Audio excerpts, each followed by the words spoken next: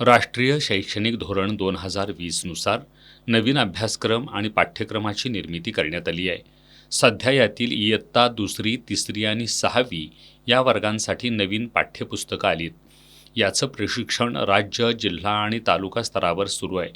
कोल्हापूर महानगरपालिका शिक्षण समितीच्या प्रशासनाधिकारी जयश्री जाधव यांच्या मार्गदर्शनाखाली खांडेकर विद्यालयात प्रशिक्षण वर्ग सुरू आहे.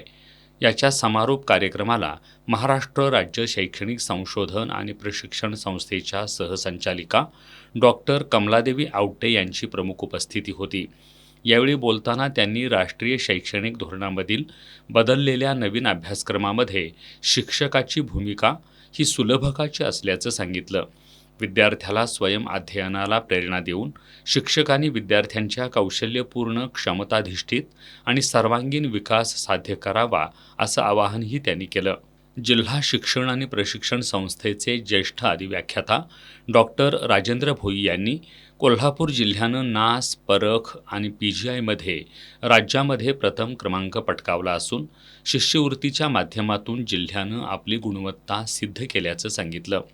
यावेळी महाराष्ट्र राज्य शैक्षणिक संशोधन प्रशिक्षण संस्थेच्या उपसंचालिका वर्षा राणी भोपळे, प्रशिक्षण समन्वयक श्रावण कोकितकर, जिल्हा शिक्षण आणि प्रशिक्षण संस्थेच्या अधिव्याख्याता वृषाली गायकवाड, खाजगी प्राथमिक शिक्षक महासंघाचे राज्य सचिव राजेंद्र कोरे, प्रशिक्षण मार्गदर्शक सारिका पाटील, विजय सुतार, संध्या कोरे, मृणाल गावडे, विनोद गायकवाड, अमित पोटकुले, संभाजी नलवडे, लहू राठोड, RG कीर्तीकर, विश्वास केसरकर आदी उपस्थित होते.